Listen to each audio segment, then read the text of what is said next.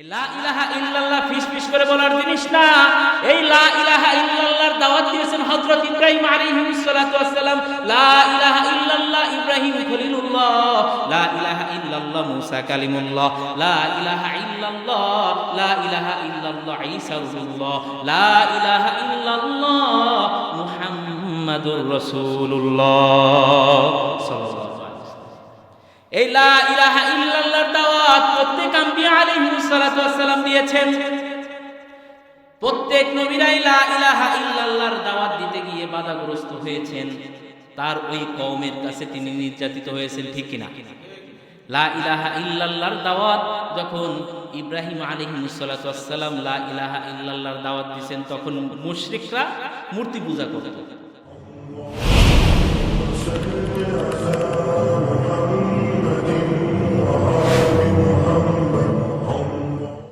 আলহামদুলিল্লাহ আলহামদুলিল্লাহিল্লাযী আনজালা আলা আবদিহিল কিতাব ওয়া লাম ইয়াজআল লাহু ইওয়াজা ওয়াসসালাতু ওয়াসসালামু আলা মান বা'আথাহু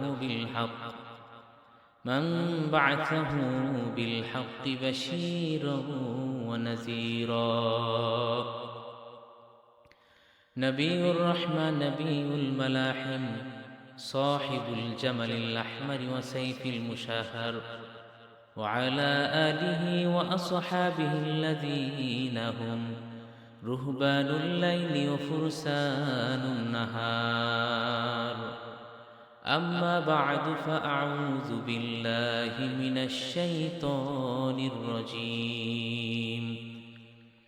بسم الله الرحمن الرحيم. والعصر إن الإنسان لفي خسر إلا الذين آمنوا وعملوا الصالحات وتواصوا بالحق وتواصوا بالصبر. وقال النبي صلى الله عليه وسلم من مات وهو يعلم أنه لا إله إلا الله دخل الجنة أو كما قال عليه الصلاة والسلام. صدق الله مولانا العظيم وصدق رسوله النبي الكريم ونحن على ذلك من الشاهدين والشاكرين والحمد لله رب العالمين. سبحانك لا علم لنا إلا ما علمتنا إنك أنت العليم الحكيم. رب اشرح لي صدري ويسر لي أمري واحلل عقدة من لساني يفقهوا قولي. اللهم صل على محمد وعلى آل محمد كما صليت على إبراهيم وعلى آل إبراهيم إنك حميد مجيد. اللهم بارك على محمد وعلى آل محمد كما باركت على إبراهيم وعلى آل إبراهيم إنك حميد مجيد. আলহামদুলিল্লাহ, মহান রব্বুল আলামিনের লক্ষ কোটি শুকরিয়া যে আল্লাহ রব্বুল আলামিন আমাদেরকে এখানে উপস্থিত করেছেন। আলহামদুলিল্লাহ, আজকে আমি আপনাদের সম্মুখে একটি বিষয় আলোচনা করব। সেই বিষয়টার ভিতরে তিনটি পার্ট রয়েছে। প্রথম নাম্বার পার্ট হলো যে আমাদের দায়িত্ব, আমাদের তিনটা দায়িত্ব রয়েছে। দুই নাম্বার দুইটা বাস্তবতা। এক নাম্বার আর একটা বিষয় সেটা হলো যে এই যে তিনটা দায়িত্ব, দুইটা বাস্তবতা, এর নিরিখে আমাদের করণীয় কি, সেই বিষয়ে আমার পক্ষ থেকে আহ্বান থাকবে আপনাদের প্রতি। তো আমি আপনাদের সম্মুখে আলোচনা শুরু করব। প্রথমেই আমরা যাব যে আমাদের দায়িত্বটা কি, যেই দায়িত্বটা আমরা নিব আম্বিয়া আলাইহিমুস সালাতু ওয়াস সালাম তাদের কাছ থেকে। তো আলোচনার শুরুতেই আমি আপনাদেরকে একটা প্রশ্ন করতে চাই, সেটা হলো যে আমাদের কি এই দ্বীনের ব্যাপারে কিছু করার প্রয়োজন আছে কিনা। একটা হলো যে আমি আমার আখিরাত নিয়ে খুবই ভাবি, এই জন্য আমি নামাজ কালাম পড়ি, এই জন্য আমি রোজা রাখি, টাকা পয়সা হলে হজ করি, যাকাত দেই। এটা আমার ব্যক্তিগত আমল। মানুষ দৈনন্দিন কি আমল করে? সাধারণত মানুষ দৈনন্দিন 5 ওয়াক্ত নামাজ পড়া মানুষের ইবাদত কি? মানুষ প্রতিনিয়ত যে ইবাদতটা করে সেটা হলো 5 ওয়াক্ত নামাজ জামাতের সাথে আদায় করা এবং হালাল হারাম বেঁচে চলা। এটাই তো নাকি? বাছা যে কোনটা হালাল কোনটা হারাম, এই দুইটা জিনিসের ভিতরে দৈনন্দিন আমল চলে আসছে। আপনি হিসাব করেন, মানুষ সাপ্তাহিক কি আমল করে? আরো কিছু থাকলে বলবেন। সাপ্তাহিক আমল হলো জুমার নামাজ আদায় করা, প্রতিদিন 5 ওয়াক্ত সালাত আদায় করা। এটা প্রতিদিনের আমল, এটা ইবাদত, আল্লাহ তাআলার পক্ষ থেকে ফরজ এবং হালাল হারাম বেঁচে চলা। আর সাপ্তাহিক ইবাদত হলো জুমার নামাজ আদায় করা। আর বাৎসরিক যে ইবাদতটা সেটা হলো কুরবানি আদায় করা, তারপরে ঈদুল ফিতর, ঈদুল আজহা, এরপর রমজান মাসে রোজা রাখা। এটা ফরজ আল্লাহ তাআলার পক্ষ থেকে। এর মধ্যে নফল, সুন্নাত, মুস্তাহাব এগুলো তো আলাদা, কিন্তু আল্লাহ তাআলার পক্ষ থেকে এগুলো কি ফরজ। এটা হলো আমার ব্যক্তিগত আমল। আমি যদি এই আমলগুলা করি, আমার এই ব্যক্তিগত আমল যদি আমি করি, তাহলে কি এই জমিনে আল্লাহর দ্বীন প্রতিষ্ঠিত হবে? বুঝতে পারেন নাই মনে হয়। আমি আমার আমল করে গেলাম, একটা হলো আমি আমার আখিরাত নিয়ে আমি চিন্তা করতেছি, এই আমলগুলো আমি করতেছি। আমার ব্যক্তিগত আমল দিয়ে দ্বীন প্রতিষ্ঠিত হবে? হবে না। আল্লাহ তাআলা অবশ্যই পরীক্ষা করবেন। আল্লাহ তাআলা দেখবেন যে তার দ্বীনের জন্য কে কতটুকু মেহনত করে, ঠিক কিনা? আল্লাহ তাআলা কোরআনের মধ্যে বলেছেন, সূরা আনকাবুতের 2 নম্বর আয়াতে, আহাসিবান নাসু আইয়ুতরাকু আইয়াকুলু আমান্না ওয়া হুম লা ইফতানুন। মানুষ কি ধারণা করে? আহাসিবান নাসু, মানুষ কি ধারণা করে? আইয়ুতরাকু, তাদেরকে ছেড়ে দেওয়া হবে, আইয়াকুলু আমান্না, তারা বলল আমরা ঈমান এনেছি, ওয়া হুম লা ইফতানুন, অথচ তাদেরকে পরীক্ষা করা হয় নাই। ওয়ালাকাদ ফাত্তানাল্লাযীনা মিন ক্বাবলিহিম, অথচ আমি তাদের পূর্ববর্তীদেরকে পরীক্ষা করেছি। তাহলে বুঝতে পারলাম আল্লাহ তাআলা দ্বীনের জন্য, এই আল্লাহ তাআলার দ্বীনের জন্য আমাদের কিছু করতে হবে। আমি আপনাদের সম্মুখে একটা আয়াত, একটা সূরা, ছোট একটা সূরা তেলাওয়াত করেছি। সূরাটার নাম কি? সূরাতুল আসর। সূরাতুল আসর। আল্লাহ রাব্বুল আলামিন কোরআনের মধ্যে বলেন, ওয়াল আসরি ইন্নাল ইনসানা লাফি খুসর ইল্লাল্লাযীনা আমানু ওয়া আমিলুস সালিহাতি ওয়া তাওয়াসাউ বিল হাক্কি ওয়া তাওয়াসাউ বিস সাবর।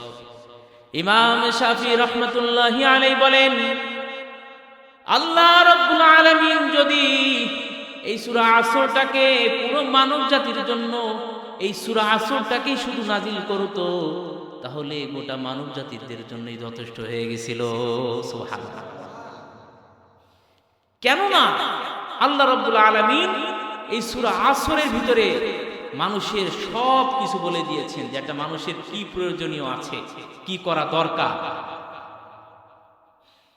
আল্লাহ বলেন ওয়াল আসরি, যুগের কসম, সময়ের কসম, ইন্নাল ইনসানা লাফি খুসর, নিশ্চয়ই সমস্ত মানুষ ক্ষতিগ্রস্ততার ভিতরে আছে। সমস্ত মানুষ ক্ষতির ভিতরে আছে, তবে কারা নাই? চারটা গুণ। কয়টা গুণ? কয়টা গুণ? চারটা গুণ যাদের ভিতরে থাকবে তারাই শুধুমাত্র এই ক্ষতি থেকে বের হতে পারবে। ইন্নাল ইনসানা লাফি খুসর, নিশ্চয়ই সমস্ত মানুষ ক্ষতিগ্রস্ততার ভিতরে আছে। ইল্লা, তবে, ইল্লাল্লাযীনা আমানু, যারা ঈমান আনে, ওয়া আমিলুস সলিহাত, এরপরে নেক আমল করে। এতটুকুই যথেষ্ট না মুসলমান?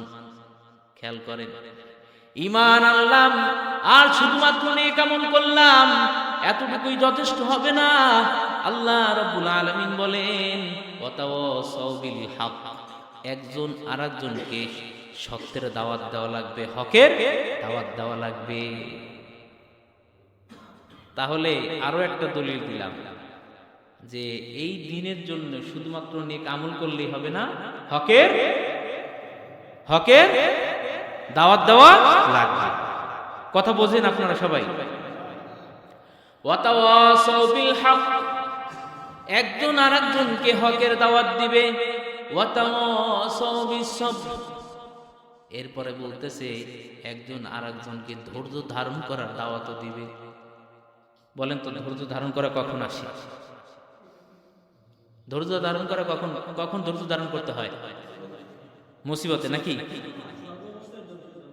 হ্যাঁ, কষ্ট, মুসিবত সব সময় এগুলো আসলে তখন কি করে মানুষ? পরীক্ষা আসে বিভিন্নভাবে নাকি? বিভিন্ন ধরনের পরীক্ষা, মানসিক টেনশন। হ্যাঁ, শুধুমাত্র মুসিবতটাতে সামনাসামনি সরাসরি কেউ আমাকে আঘাত করলো, এটা শুধু মুসিবত না, মানসিক ভাবেও যে একটা পেরেশানি নাকি, যাবতীয় ভাবে একজনকে হয়রানি করা। হ্যাঁ, সব দিক দিয়ে ধৈর্য ধারণ করা, এটা হকের সাথে ধৈর্য ধারণ করার কথা কেন আসলো? এই কথা এই জন্যই এসেছে যে হকের দাওয়াত দিতে গেলে বিপদ মুসিবত আসবে, এই জন্য ধৈর্য ধারণ করা লাগবে, ঠিক কিনা? সমস্ত আম্বিয়া আলাইহিমুস সালাতু ওয়াস সালাম তিনারা এই হকের দাওয়াত দিতে গিয়েছেন এবং সেই মুসিবতের সম্মুখীন হয়েছেন, এরপরে তারা ধৈর্য ধারণ করেছেন। কথা বুঝতে পারছেন? এই জন্যই আল্লাহ তাআলা বলতেছেন যে ওয়াতাওয়াসাউ বিল হাক্কি ওয়াতাওয়াসাউ বিস সবর, হকের দাওয়াত দিবে, আর এই হকের দাওয়াত দিতে গেলে যে বিপদ মুসিবত আসবে, এই জন্য কি করবে? ধৈর্য ধারণ করবে। মনে থাকবে তো ইনশাআল্লাহ? এই চারটা গুণ যদি আপনার আমার সকলের ভিতরে থাকে, তাহলে আমরা ক্ষতিগ্রস্ততার মধ্য থেকে বের হতে পারব। এছাড়া আল্লাহ তাআলার ভাষ্য অনুযায়ী দুনিয়ায় সমস্ত মানুষ ক্ষতিগ্রস্ততার ভিতরে আছে। তাহলে প্রথম নাম্বার হলো ইল্লাল্লাযিনা আমানু, যারা ঈমান আনবে। তাহলে ঈমান আনা, আল্লাহ তাআলার প্রতি বিশ্বাস করা, এই দাওয়াতটা প্রত্যেক আম্বিয়া আলাইহিমুস সালাতু ওয়াস সালাম দিয়ে গেছেন। প্রত্যেক আম্বিয়া আলাইহিমুস সালাতু ওয়াস সালাম একটা দাওয়াত দিয়েছেন শুরুতেই। সেটা কিসের দাওয়াত? তাওহীদের দাওয়াত। কিসের দাওয়াত? তাওহীদের দাওয়াত দিয়েছেন। আমি বলেছিলাম তিনটা দায়িত্ব, মনে আছে? তিনটা দায়িত্ব। এক নাম্বার দায়িত্ব হলো তাওহীদ জানা, মানা, বোঝা এবং এটার প্রতি মানুষকে আহ্বান করা। কথা বুঝতে পারছেন? প্রথম নাম্বার দায়িত্ব কি? তাওহীদ জানা, তাওহীদ মানা, তাওহীদ বোঝা এবং তাওহীদের প্রতি মানুষকে আহ্বান করা। এখন তাওহীদ কি? তাওহীদ হলো একাত্মবাদ, আল্লাহ তাআলাকে যাবতীয় ক্ষেত্রে এক মানা। আল্লাহ তাআলাকে যাবতীয় ক্ষেত্রে এক মানা। আল্লাহ রাব্বুল আলামিন কোরআনের মধ্যে বলেন, ওয়ালাকাদ বাআসনা ফি কুল্লি উম্মাতির রাসূলান আন ইয়াবুদুল্লাহা ওয়াজতানিবুত তাগুত। আল্লাহ রাব্বুল আলামিন কোরআনের মধ্যে সূরা নাহলের 36 নম্বর আয়াতে বলেন, ওয়ালাকাদ বাআসনা ফি কুল্লি উম্মাতির রাসূলান আন ইয়াবুদুল্লাহা ওয়াজতানিবুত তাগুত। আল্লাহ তাআলা বলেন, অবশ্যই আমি প্রত্যেক উম্মতের ভিতরে একজন রাসূলকে প্রেরণ করেছি এই উদ্দেশ্যে যে তোমরা মানুষকে বলবা আল্লাহর ইবাদত করো, তাগুতকে পরিহার করো, অস্বীকার করো। ওয়ালাকাদ বাআসনা ফি কুল্লি উম্মাতির রাসূলান আন ইয়াবুদুল্লাহা ওয়াজতানিবুত তাগুত। আল্লাহ বলেন, অবশ্যই আমি প্রত্যেক উম্মতের ভিতরে একজন রাসূলকে প্রেরণ করেছি এই উদ্দেশ্যে যে তোমরা মানুষকে বলবা তোমরা আল্লাহর ইবাদত করো, তাগুতকে অস্বীকার করো। আল্লাহর ইবাদতের অপর নাম হলো তাওহীদ। আল্লাহ তাআলা বলেন, আল্লাহ তাআলা কোরআনের মধ্যে বলেছেন, আমি মানুষ এবং জিন জাতি সৃষ্টি করেছি কিসের জন্য? একমাত্র আমার ইবাদতের জন্য। ওমা খালাকতুল জিন্না ওয়াল ইনসা ইল্লা লিয়াবুদুন। আল্লাহ তাআলা বলেন, আমি মানুষ এবং জিন সৃষ্টি করেছি একমাত্র আমার ইবাদতের জন্য।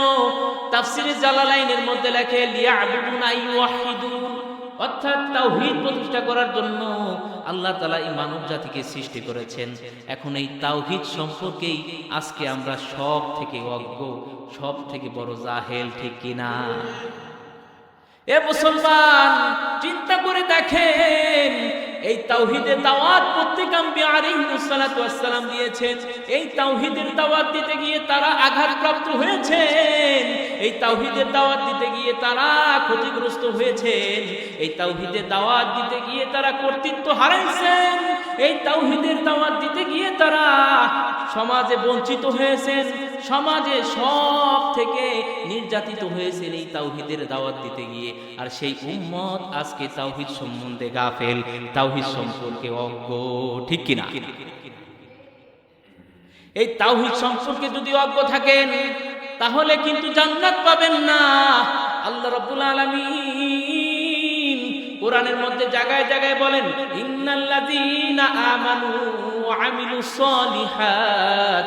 আল্লাহ তাআলা জায়গায় জায়গায় বলতেছেন ইল্লাল্লাযীনা আমানু, ইন্নাল্লাযীনা আমানু, জায়গায় জায়গায় বলতেছেন ইল্লাল্লাযীনা আমানু ওয়া আমিলুস সলিহাত লাহুম জান্নাতুন তাজরি মিন তাহতিহাল আনহার খালিদিনা ফিহা আবাদা। আল্লাহ তাআলা কোরআনের জায়গায় জায়গায় ঈমানটাকে শর্ত বানাইছেন আমলের আগে, ঠিক কিনা? যতই তুমি আমল করো না কেন মুসলমান, এই আমলের আগে যদি ঈমান ঠিক না থাকে, তোমার তাওহীদ ঠিক না থাকে, তোমার এই আমল কোনো কাজে আসবে না, আল্লাহ রাব্বুল আলামিন গ্রহণ করবেন না। এই জন্য আল্লাহ রাব্বুল আলামিন প্রত্যেকটা কোরআনের ভিতরে জায়গায় জায়গায় প্রত্যেকটা আমলের আগে ঈমানটাকে শর্ত করছে। এরপর আল্লাহ তাআলা সূরা আসরের মধ্যে বলে দিয়েছেন যে 4টা গুণ থাকা লাগবে। এই গুণের মধ্যে সর্বপ্রথম শর্তই হলো ঈমান। এ মুসলমান, আরো চিন্তা করেন এই তাওহীদ সম্পর্কে কতটা আমরা গাফেল হয়ে গেছি। তাওহীদ মানে হলো এক আল্লাহ তাআলাকে মানা, এক আল্লাহ তাআলাকে মানা। শুধুমাত্র এক আল্লাহকে মানি এই কথা বললে হবে না, আল্লাহ তাআলাকে সব কিছুর ক্ষেত্রে এক মানা।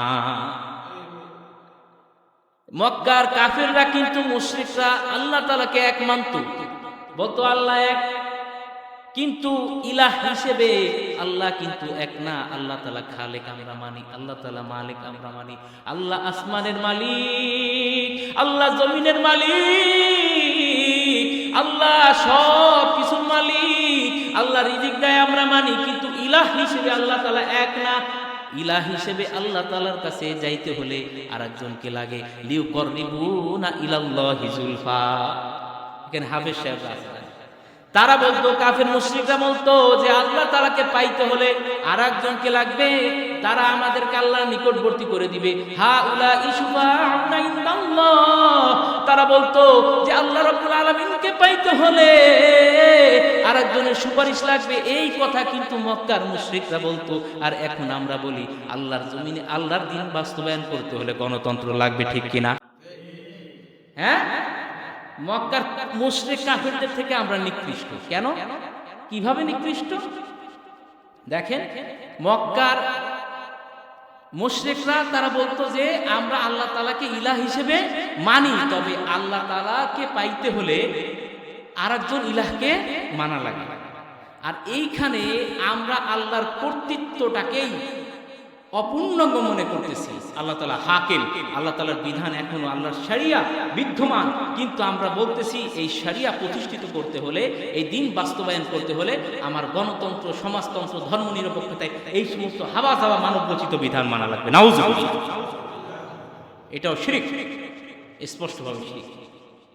মক্কার কাফেররা আরেকজন ইলাহ মানত, আর আমরা এখন আল্লাহর বিধান বাস্তবায়ন করার জন্য কাফেরদের মতবাদ মানি। এই জন্য এই সমস্ত তন্ত্রমন্ত্র আমাদের পরিত্যাগ করা লাগবে। মুসলমান তাওহীদ না মানলে, তাওহীদ যদি ঠিক না থাকে, তাহলে আমরা কখনোই জান্নাতে যাইতে পারবো না। আল্লাহর নবী সাহাবী হযরত উসমান রাদিয়াল্লাহু তাআলা আনহু থেকে বর্ণিত, তিনি বলেন, মান মাতা ওয়া হুয়া ইয়ালামু আন্নাহু লা ইলাহা ইল্লাল্লাহ দাখালাল জান্নাহ। মান মাতা, যে ব্যক্তি মৃত্যুবরণ করলো, ওয়া হুয়া ইয়ালামু আন্নাহু লা ইলাহা ইল্লাল্লাহ, কিভাবে মারা গেছে যাই না, যে লা ইলাহা ইল্লাল্লাহ এটা জানা অবস্থায় একজন মৃত্যুবরণ করছে, দাখালাল জান্নাহ, সে ব্যক্তি জান্নাতে প্রবেশ করবে। সুবহানাল্লাহ। যে ব্যক্তি মৃত্যুবরণ করছে, কেমন অবস্থায় মৃত্যুবরণ করছে? যে ব্যক্তি লা ইলাহা ইল্লাল্লাহ জানে এমন অবস্থায় মৃত্যুবরণ করছে, আল্লাহর নবী সাল্লাল্লাহু আলাইহি ওয়াসাল্লাম বলেন সে ব্যক্তি জান্নাতের মধ্যে প্রবেশ করবে। যে ব্যক্তি লা ইলাহা ইল্লাল্লাহ জেনে জান্নাতের মধ্যে প্রবেশ করবে, যে ব্যক্তি লা ইলাহা ইল্লাল্লাহ জানবে সে জান্নাতের মধ্যে প্রবেশ করবে। এই লা ইলাহা ইল্লাল্লাহ জানার ব্যাপারে আল্লাহ রাব্বুল আলামিন সূরা মুহাম্মদের 19 নম্বর আয়াতে আল্লাহ তাআলা বলেন, ফাআলাম আন্নাহু লা ইলাহা ইল্লাল্লাহ, তোমরা লা ইলাহা ইল্লাল্লাহ সম্বন্ধে জানো। আমি যে কথাগুলো বলতেছি এখানে সবাই সামনের আলেম, কোরআনের ভিতরে আছে কি নাই? ফাআলাম আন্নাহু লা ইলাহা ইল্লাল্লাহ আছে না? স্পষ্ট। তাহলে চিন্তা করেন, লা ইলাহা ইল্লাল্লাহ কি ফিস ফিস করে বলার জিনিস? লা ইলাহা ইল্লাল্লাহর অনেক ধরনের স্টাইল আছে এই দেশে, আছে না? আস্তে আস্তে বলবা, এরপরে ডাইন কাতে বাম কাতে বিভিন্ন সিস্টেমে পড়বা, এইভাবে না ওইভাবে। হ্যাঁ, লা ইলাহা ইল্লাল্লাহ বলার অনেক কি আছে, স্টাইল আছে। কিন্তু লা ইলাহা ইল্লাল্লাহ যে নিজের জীবনে বাস্তবায়ন করা লাগবে, লা ইলাহা ইল্লাল্লাহকে যে সমাজে প্রতিষ্ঠিত করা লাগবে, লা ইলাহা ইল্লাল্লাহকে যে রাষ্ট্রে বাস্তবায়ন করা লাগবে, সেই খেলা আমাদের নাই, ঠিক কিনা?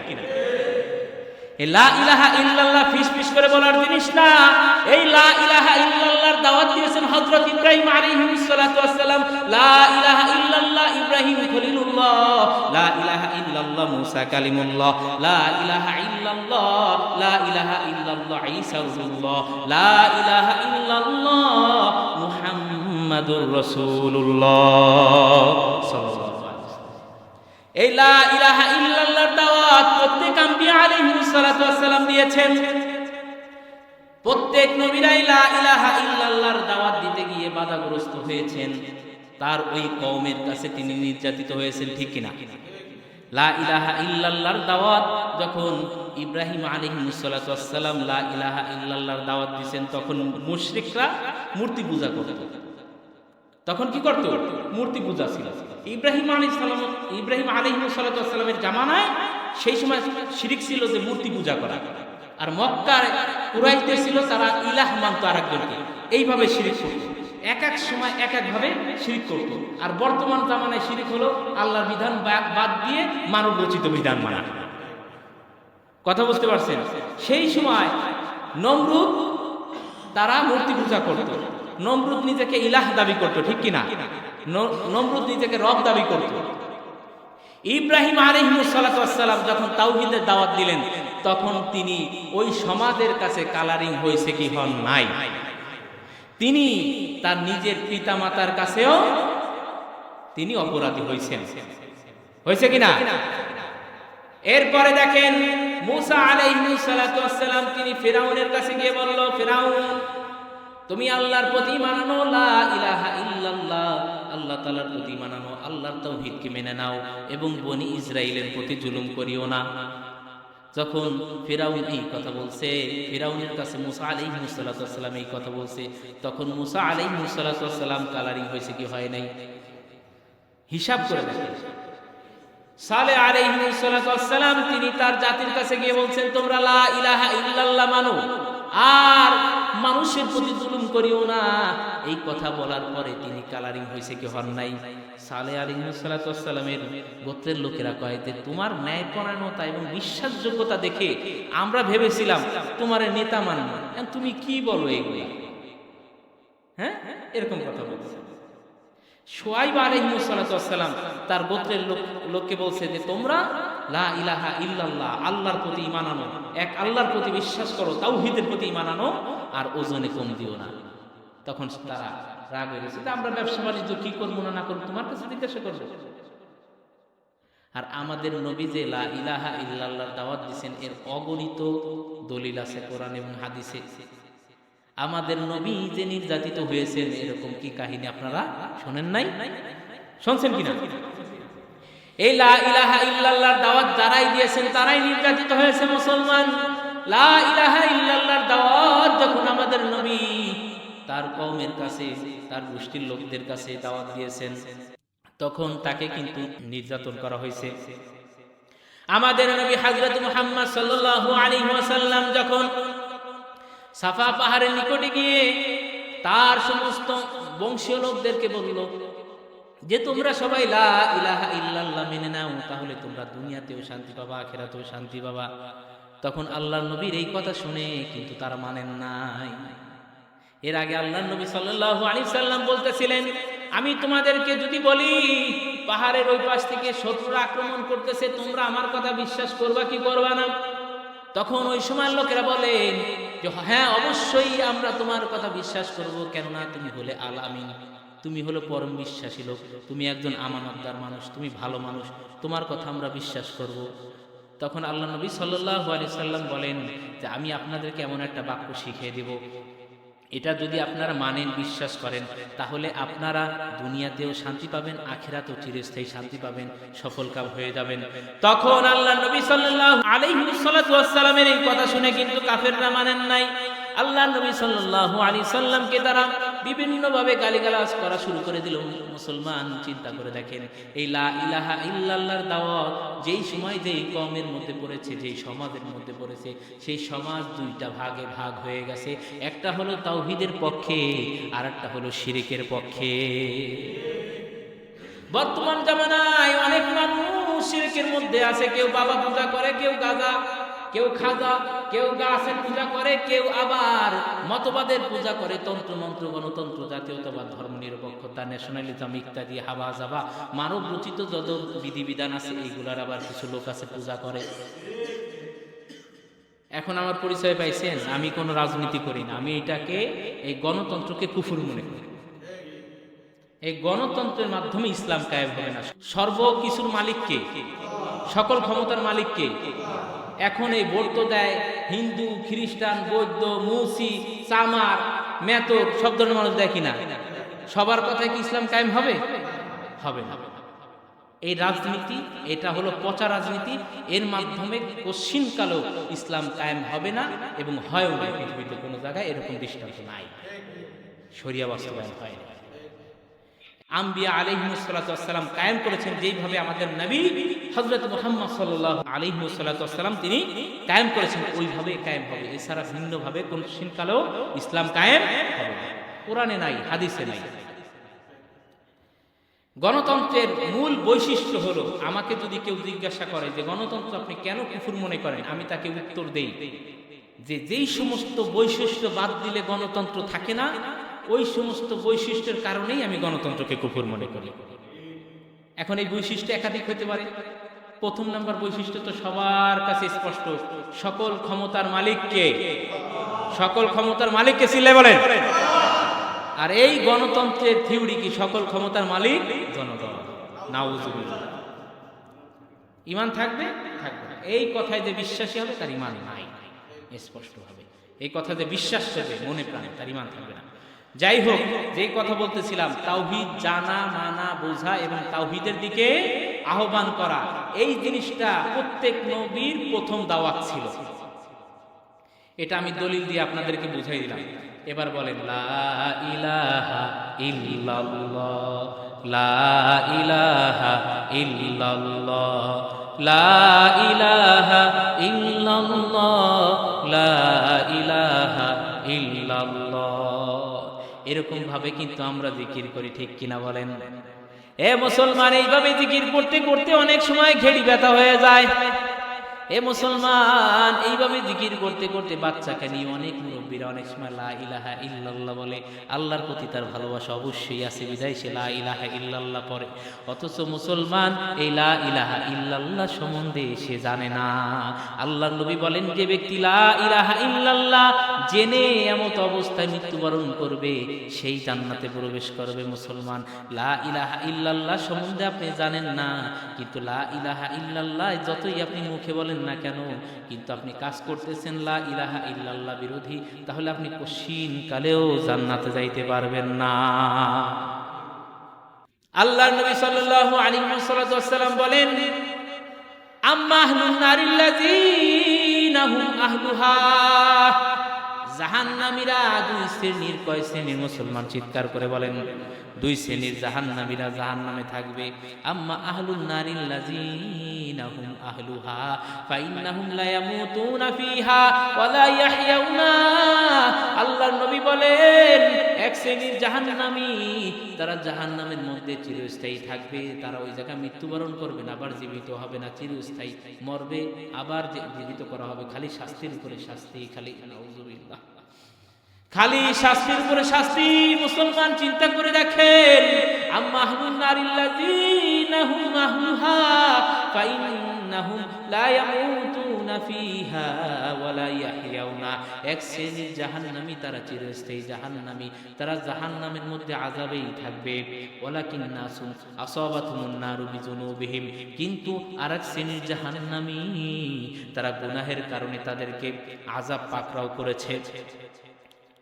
আও ক্বালা বিখতায়াহুম, অথবা ভুল ত্রুটির কারণে জাহান্নামের আযাব তাদেরকে পাকড়াও করেছে। ফাসাবাতুন নারু বিযুনুবিহিম আও ক্বালা বিখতায়াহুম ফামাতাতু ইমাতাতান হাত্তা ইযা কানু ফাহমান। আল্লাহ রাব্বুল আলামিন জাহান্নামকে বলবে, তাদেরকে পুড়িয়ে কয়লা বানিয়ে দাও। এরপর তাদেরকে পুড়িয়ে কয়লা বানিয়ে দেওয়া হবে। ফামাতাহুম ইমাতাতান হাত্তা ইযা কানু ফাহমান উযিনা বিশ-শাফাআতি। এরপরে তারা যখন পুড়ে কয়লা হয়ে যাবে, তাদেরকে সুপারিশের অনুমতি দেওয়া হবে। উযিনা বিশ-শাফাআতি বাদিআ বিহিম দাবাইরা ফাবুসু আলা আনহারিল জান্নাতি সুম্মা কিলা ইয়া আহলাল জান্নাতি ইয়াফিদু আলাইহিম ফায়ামুতুনা নাবাতাল হিব্বাতি তাকুনু ফি হামিলিস সাইল। এরপরে তাদেরকে জাহান্নামের আগুনে পুড়ে কয়লা বানানোর পর আল্লাহ রাব্বুল আলামিন তাদের জন্য সুপারিশ করার অনুমতি দিবেন। এরপর তাদেরকে সুপারিশ করার পর এদেরকে দলে দলে জান্নাতের নদীর দিকে নিয়ে যাওয়া হবে। এরপরে ফেরেশতাদেরকে বলা হবে, এদেরকে জান্নাতের নদীতে গোসল করায় দাও। সুবহানাল্লাহ। এরপরে জান্নাতের নদীতে গোসল করাইয়া এরপরে আল্লাহ রাব্বুল আলামিন তাদের চেহারা এমন বানাই ফেলবে যেন তাদের উপরে এমন একটা সুন্দর আকৃতি চলে আসবে।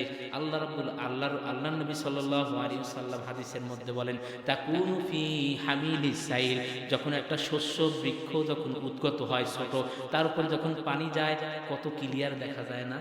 হ্যাঁ, কেমন সুন্দর দেখা যাইতেছে। ছোট্ট যখন শস্য বৃক্ষ যখন লাগান, আপনারা খেতে যখন ফসল লাগান, ছোট যখন ওঠে, এরপরে যখন পানি দান ক্লিয়ার দেখা যায় কিনা? এরকম জান্নাতি এই জাহান্নামী জান্নাতের নদীতে গোসল করার কারণে এত সুন্দর ঝকঝক ঝকঝক করবে। এরা কোন জাহান্নামী যে জাহান্নামে যাওয়ার পরেও আল্লাহ রাব্বুল আলামিন জান্নাতের নদীতে গোসল করাইয়া এরপরে আবার চিরস্থায়ী জান্নাতের মধ্যে রাখলেন? তারা কোন জাহান্নামী বলেন তো? এ মুসলমান, তারা ওই জাহান্নামী যারা দুনিয়ার মধ্যে ভুল ত্রুটি করেছে, গুনাহ করেছে, কিন্তু তার ঈমান ঠিক ছিল, তার তাওহীদ ঠিক ছিল, সে তাওহীদকে ঠিক মতন জানছে, মানছে, বুঝছে। সে লা ইলাহা ইল্লাল্লাহ শুধু ফিস ফিস করে বলে নাই, লা ইলাহা ইল্লাল্লাহ বলতে বলতে বলতে ঘেড়ি ব্যথাও বানায় নাই। মুসলমান লা ইলাহা ইল্লাল্লাহ সম্বন্ধে সে জানতো, মুসলমান সে তাওহীদ সম্বন্ধে জানতো, সে আল্লাহকে কিভাবে মানা দরকার সেইভাবে মানতো, সে আল্লাহকে কিভাবে বোঝা দরকার সেইভাবে বুঝতো, সে আল্লাহর হুকুমকে ওইভাবেই মানতো যেইভাবে আল্লাহ মানতে বলছেন, সে আল্লাহ তাআলাকে হাকিম মানতো, সে আল্লাহ তাআলাকে খালেক মানতো, সে আল্লাহ তাআলাকে রাজ্জাক মানতো। এতটুকু সীমাবদ্ধ নয় যে আল্লাহ তাআলাকে শুধুমাত্র খালেক আর রাজ্জাক মানবে, বরং সে আল্লাহ তাআলাকে হুকুমদাতা হাকিম হিসেবে আল্লাহ তাআলাকে মানছেন। সে এমন মুমিন, সে আল্লাহ তাআলাকে সবসময় বিশ্বাস করছে সর্বক্ষেত্রে, কিঞ্চিত পরিমাণ কোনো ক্ষেত্রে সে আল্লাহ তাআলাকে অবিশ্বাস করে নাই, বা এটাও ভাবে নাই যে আল্লাহ তাআলা এইখানে অপারগ, যে আল্লাহ তাআলার হুকুম এইখানে চলতে পারে না, এমন বিশ্বাস তার মনে প্রাণে ছিল না। আল্লাহ রাব্বুল আলামিন এই জন্য এই মুমিনকে চিরস্থায়ী জান্নাতের মধ্যে নিয়ে গেছেন। মুসলমান চিন্তা করে দেখো, সে জাহান্নামে যাওয়ার পরেও আল্লাহ রাব্বুল আলামিন তাকে জান্নাতে নিছে। কেন নিছে? একমাত্র উত্তর হলো সে তাওহীদবাদী মুসলিম ছিল, ঠিক কিনা? তাওহীদ মানার কারণে, তাওহীদ বোঝার কারণে একমাত্র তাকে চিরস্থায়ী জাহান্নাম থেকে তাকে বের করে চিরস্থায়ী জান্নাতের মধ্যে নেওয়া হয়েছে। তার মানে বোঝা গেল, ভুল ত্রুটি থাকলেও আমাদের যদি তাওহীদ ঈমান ঠিক থাকে, আল্লাহ তাআলা চিরস্থায়ী জান্নাত দিবে, ঠিক কিনা? তাহলে তাওহীদ জানবো, মানবো, বুঝবো ইনশাআল্লাহ, ঠিক আছে? তাওহীদ জিনিসটা অনেকের কাছে মনে হবে যে আমি নতুন শুনছি। এই জিনিসটাই বোঝার জন্য, এই জিনিসটা মানার জন্য আল্লাহ তাআলা আমাদেরকে দুনিয়াতে পাঠাইছেন, আমাদের সৃষ্টি করছেন। ওমা খালাকতুল জিন্না ওয়াল ইনসা ইল্লা লিয়াবুদুন, আমি মানুষ এবং জিনকে সৃষ্টি করছি আমার এই তাওহীদকে প্রতিষ্ঠিত করার জন্য, ইবাদতের জন্য, মানে তাওহীদ প্রতিষ্ঠা করার জন্য। ইমাম কুরতুবী রাহমাতুল্লাহি আলাইহি এই কথা বলছেন তার কিতাবের মধ্যে, তাফসীরে কুরতুবীর মধ্যে এই কথাই বলছেন, তাওহীদ প্রতিষ্ঠিত করার জন্য আল্লাহ তাআলা সৃষ্টি করছেন। এই তাওহীদ জিনিসটা আমাদের জানতে হবে, মানতে হবে, বুঝতে হবে, ঠিক আছে তো ইনশাআল্লাহ? এবং এই তাওহীদের প্রতি আহ্বান করতে হবে যেইভাবে আম্বিয়া আলাইহিস সালাতু ওয়াস সালাম করেছেন। এই তাওহীদ আমাদের মানা লাগবে। এই তাওহীদের বিপরীত জিনিসের নাম হলো তাগুত। বিপরীত জিনিসের নাম কি? তাগুত। এই তাগুতকে অস্বীকার করা ছাড়া কেউ তাওহীদের প্রতি ঈমান আনলে হবে না। তাওহীদের বিপরীত জিনিসের নাম কি? তাওহীদ আর তাগুত পরস্পর বিরোধী। তাওহীদ আর তাগুত কি? পরস্পর বিরোধী। দলিল কি?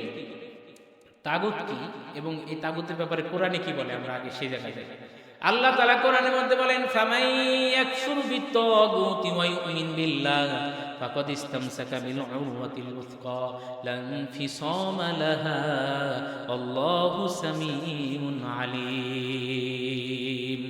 আল্লাহ তাআলা কোরআনের মধ্যে বলছেন, ফামাই ইয়াকফুর বিত্তাগুত, যে ব্যক্তি তাগুতকে অস্বীকার করবে, ওয়া ইউমিন বিল্লাহ, এরপরে আল্লাহ তাআলার প্রতি ঈমান আনবে, ফাকাদ ইসতামসাকা বিল উরওয়াতিল উসকা লা ইনফিসামা লাহা আল্লাহু সামিউন আলিম।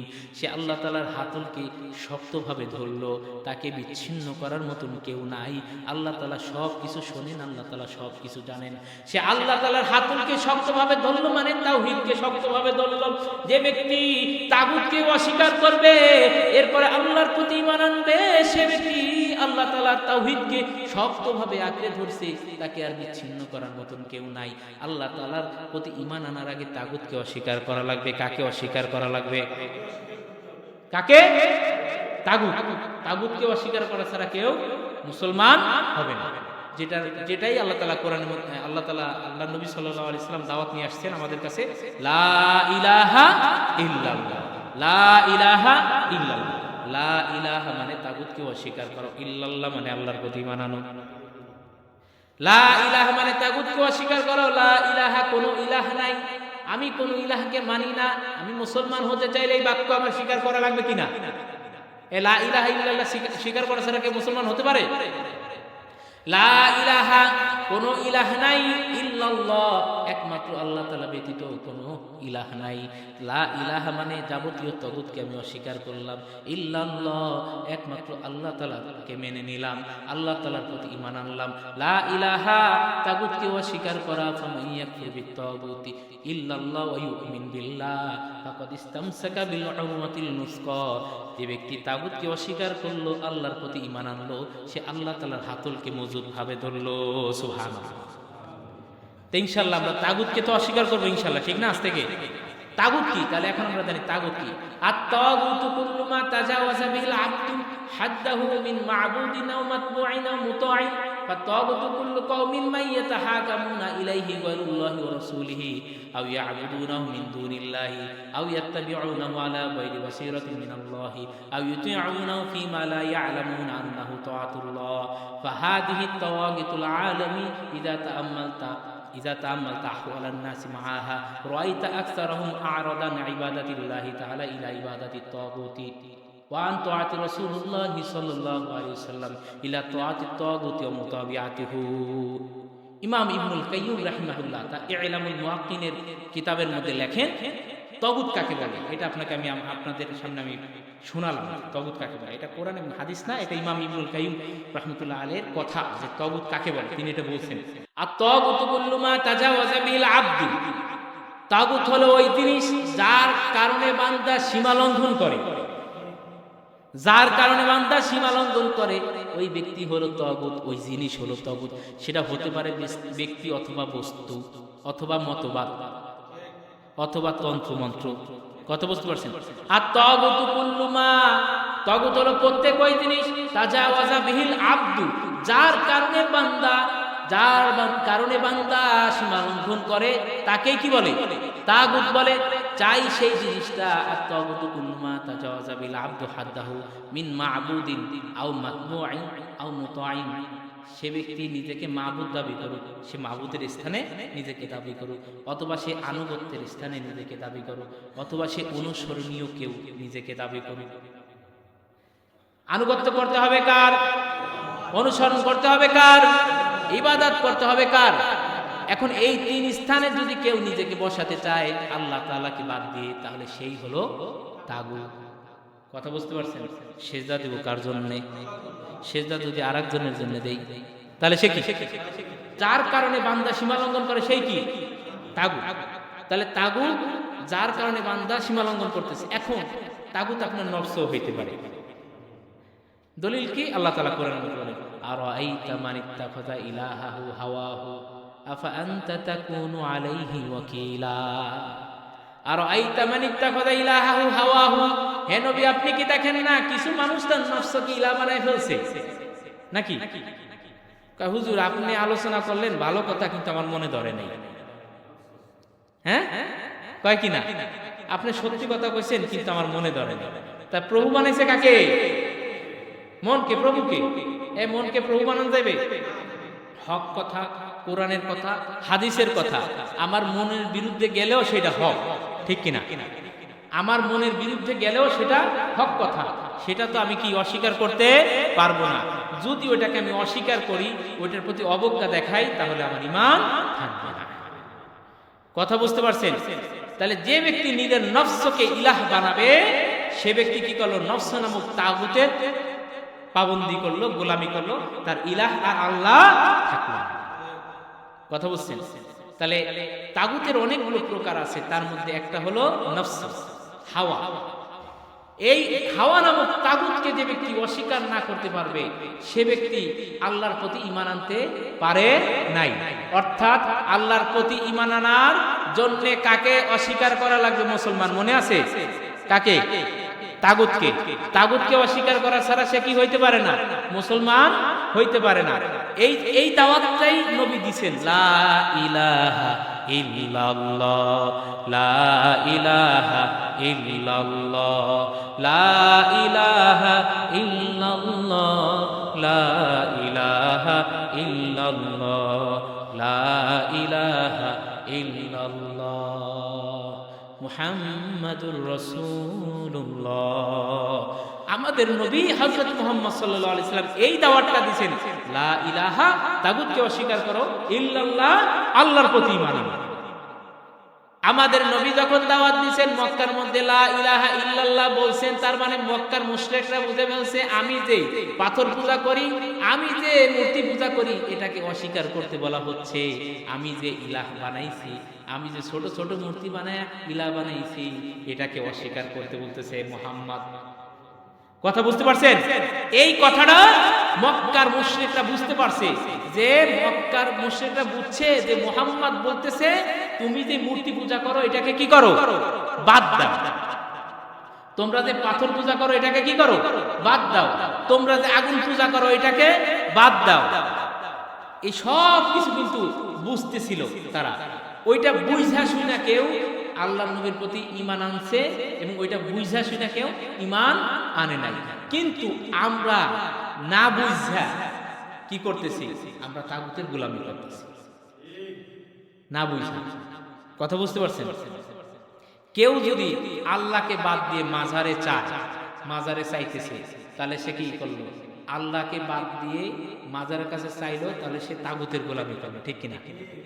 কেউ যদি আল্লাহ তাআলার বিধানদাতা সেটা না মাইনা কেউ যদি মনে করে যে এই বিদ্যমান যে তন্ত্রমন্ত্র আছে এর মাধ্যমে ইসলাম কায়েম করা সম্ভব বা এটাই সঠিক পথ, এখন শরিয়া চলতে পারে না, এখন শরিয়ার মাধ্যমে শান্তি আসবে না, সেকুলারিজমের মাধ্যমে শান্তি আসবে, তাহলে সে কি করলো, তাগুতের গোলামি করলো। বিভিন্ন রকম তাগুত আছে এই সমাজে। আর যে ব্যক্তি তাগুতের কথা শুই না বাধা প্রদান করতেছে সে তাগুতের গোলাম। ঠিক আছে? ইনশাআল্লাহ এই তাগুতকে আমাদের বোঝা দরকার, আল্লাহর প্রতি ঈমান আনা দরকার। আল্লাহর প্রতি ঈমান আনার অপর নাম হলো তাওহীদ।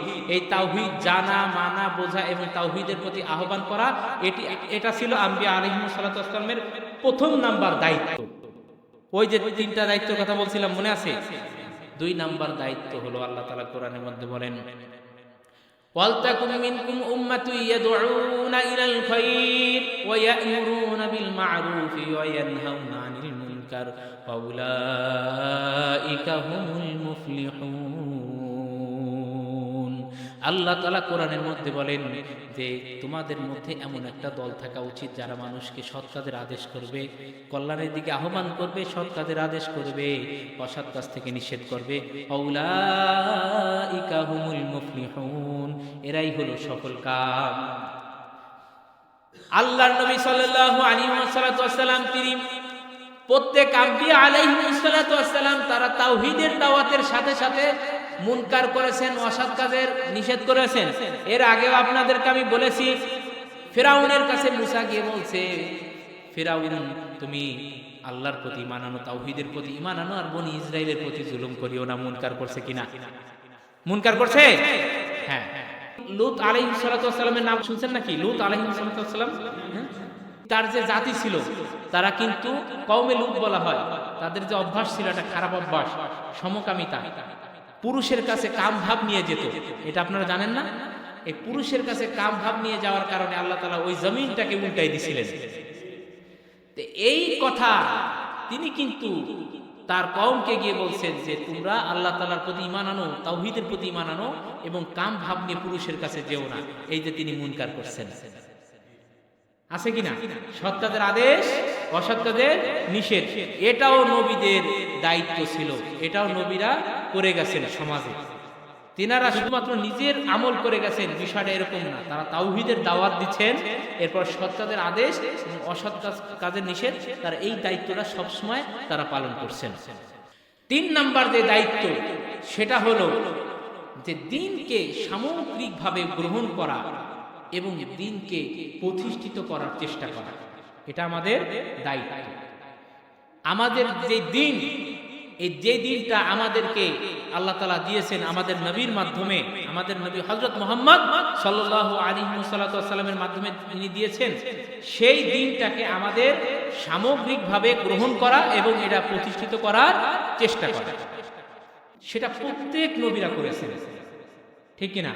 দেখেন মুসা আলাইহিস সালাতু ওয়াস সালামের সময় যেই শরিয়া ছিল সেই শরিয়ার সাথে আমাদের নবীর শরিয়াতের অনেকটা পার্থক্য আছে।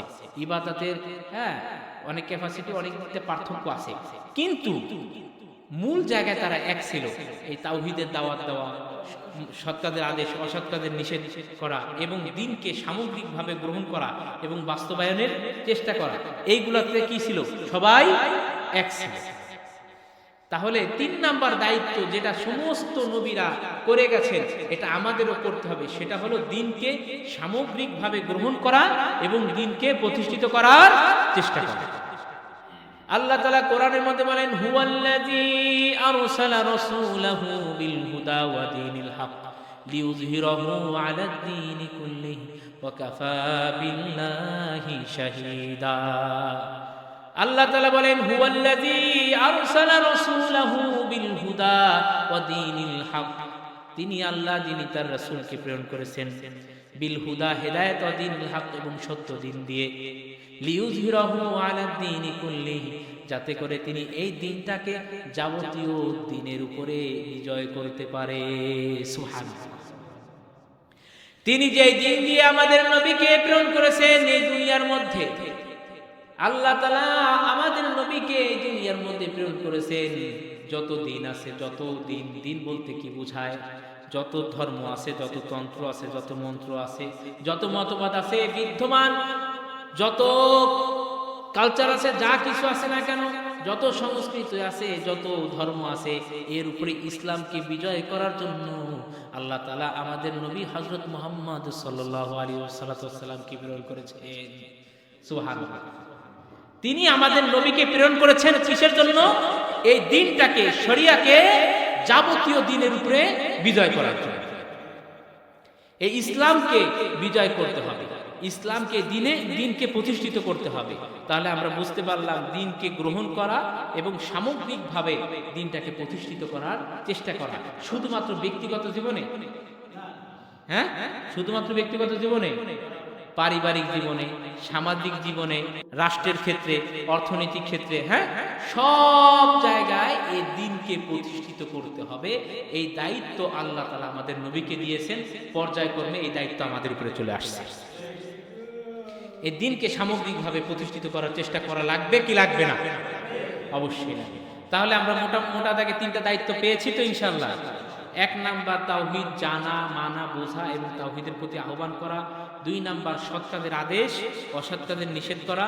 3 নাম্বার দিনকে সামগ্রিকভাবে গ্রহণ করা এবং প্রতিষ্ঠিত করার চেষ্টা করা। তাহলে আমরা বুঝলাম এই তিনটা আমাদের দায়িত্ব। এখন আসেন, আমাদের উপরে তো তাহলে দায়িত্ব চলে আসছে দিনকে বিজয় করা, দিনকে প্রতিষ্ঠিত করা। হ্যাঁ, 1 নাম্বার দায়িত্ব আসছে তাওহীদকে মানা, তাওহীদ বোঝা। এতদিন যেভাবে বুঝতাম ওইভাবে হবে না। নাতিকে কোলে নিয়ে লা ইলাহা ইল্লাল্লাহ বলছি, ঠিক আছে, আল্লাহর প্রতি ভালোবাসা আছে, এই জন্যই তো আমরা বলি, ঠিক কিনা? কিন্তু এটা বোঝা লাগবে, এটার ভিতরে কি বলছি, এটা ইমাম সাহেবদের কাছে, আলেমদের কাছ থেকে জানতে হবে যে এটার ভিতরে কি বললো আল্লাহ তাআলা, এটার মধ্যে কি শর্ত, কোনটা ত্যাগ করা লাগবে। লা ইলাহা, কোনো ইলাহ নাই, একমাত্র আল্লাহ, এটা কি বুঝাইছে, এটা জানা লাগবে। হ্যাঁ, তার 2 নাম্বার দায়িত্ব সৎ কাজের আদেশ, অসৎ কাজের নিষেধ। 3 নাম্বার হলো দিনকে গ্রহণ করা এবং সামগ্রিকভাবে এটা প্রতিষ্ঠিত করার চেষ্টা করা। এখন আমাদেরও কিন্তু এই দায়িত্ব চলে আসছে। আমাদের এই দায়িত্ব পালন করা লাগবে কিনা? অবশ্যই লাগবে। আমরা শুরুতে বলছিলাম যে শুরুতে সূরাটা তেলাওয়াত করছি, ওখানে কি বলছে?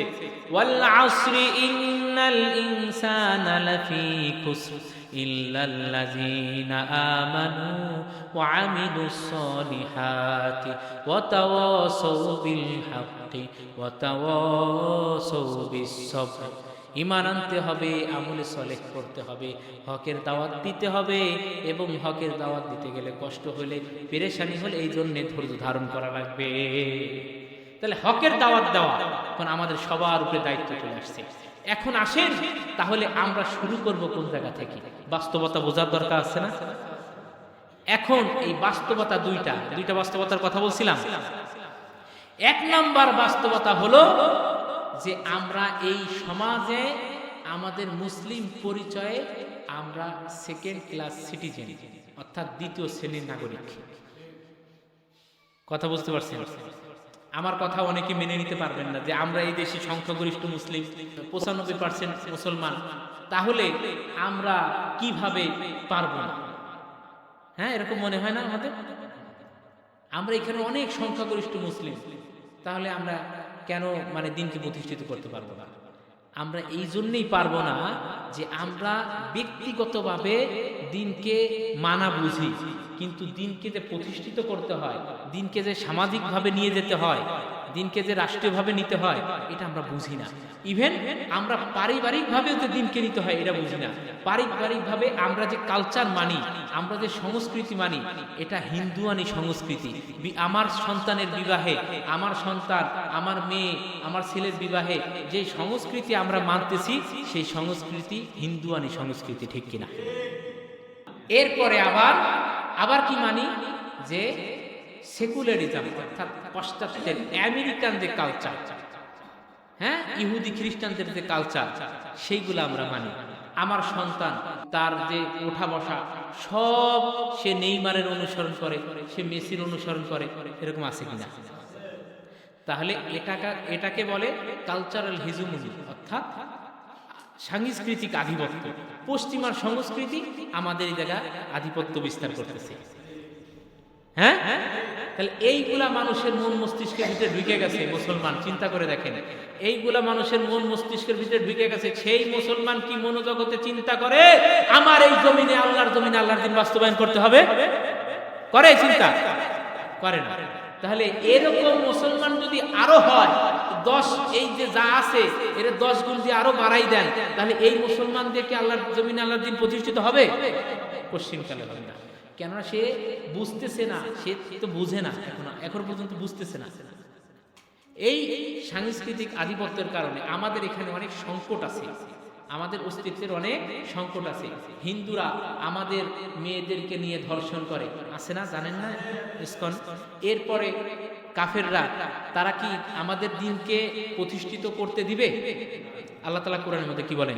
ইউরিদুনা লিইউতফিউ নূরাল্লাহি বিআফওয়াহিহিম আল্লাহু মুতিম্মু নূরিহি ওয়ালাউ কারিহাল কাফিরুন। আল্লাহ তাআলা কোরআনের মধ্যে বলেন, কাফেররা চায় আল্লাহর দিনকে নিভিয়ে দিতে। কাফেররা কি চায়? আল্লাহর দিনকে নিভিয়ে দিতে। আল্লাহু মুতিম্মু নূরিহি, অথচ আল্লাহ তাআলা তার দিনকে পরিপূর্ণ করবেন। ওয়ালাউ কারিহাল কাফিরুন, যদিও কাফেররা সেটাও পছন্দ করে। আল্লাহ রাব্বুল আলামিন তার নবী হযরত মুহাম্মদ সাল্লাল্লাহু আলাইহি ওয়াসাল্লামকে আরো আগে তিনি সতর্ক করেছেন। আল্লাহ তাআলা তার নবীকে বলেছেন, মুহাম্মদ ওয়ালান তারদা আনকাল ইহুদ ওয়ালান নাসারা হাত্তা তাত্তাবিআ মিল্লাতাহুম, হে নবী শুনে রাখেন, ইহুদি নাসারা কখনোই আপনার প্রতি সন্তুষ্ট না যতক্ষণ না আপনাকে তাদের ধর্মের, তাদের আদর্শের অন্তর্ভুক্ত করে। তাদের ধর্মের, তাদের আদর্শের অন্তর্ভুক্ত করার আগে মুসলমান এরা কখনোই ক্ষান্ত হবে না। আপনাকে আমাকে তাদের সংস্কৃতি, তাদের দেওয়া সিস্টেমের ভিতরে আমাদেরকে নেওয়ার চেষ্টা করবে। মুসলমান আমরা কিন্তু অলরেডি ঢুকে গেছি। আমরা কিন্তু আমাদের কালচার, আমাদের চলাফেরা দাবি করি মুসলমান, বিশ্বাস করি আকীদাগতভাবে আমি বিশ্বাস করি আমার আল্লাহ এক, আমার নবী এক, কিন্তু চলাফেরায় কিন্তু আমার অনেকগুলা খোদা মানা হয়, অনেকগুলা মাজারে যাওয়া হয়, বাবা পূজা করা হয়, গাছ পূজা করা হয়, বিভিন্ন কিছু মানা হয়। অনেকভাবে আমরা সংস্কৃতির আধিপত্যের ভিতরে ঢুকে গেছি, কালচারাল হেজুমনির ভিতরে ঢুকে গেছি। আমাদের সেকুলাররা আমাদের মন মস্তিষ্ক পরিবর্তন করে দিছে, যার কারণে হুজুররা ওয়াজের ময়দানে বিড়ি খাওয়া কত প্রকার তাই দেখায়, ঠিক কি না? হ্যাঁ, হুজুররা বিড়ি খাওয়ার কত প্রকার দেখায় কিনা? এটাও একটা নৈতিকতার সংকট। এটাও সেকুলারাইজেশনের কারণে এরকম অবস্থা হয়ে গেছে যে কাফেররা, হ্যাঁ, আমাদেরকে মন মস্তিষ্ক এইভাবে ঢুকাই দিছে যে এখন আমরা ওয়াজের ময়দান, যেখানে সব থেকে ভালো কথা আসার দরকার, সেখানে আমরা দেখাই কত প্রকার সিগারেট খায়। নাউজুবিল্লাহ। এরকম ভাবে আমাদের নৈতিকতার সংকট আছে এবং আরো অনেক কিছু আছে। আপনারা দোয়া করবেন, আল্লাহ তাআলা জানি আমাকে এই দ্বীনের জন্য কবুল করেন। আল্লাহ তাআলা জানি আমাকে এই দ্বীনের কথাগুলা, হক কথাগুলা সমাজে গিয়ে বলার তৌফিক দান করেন।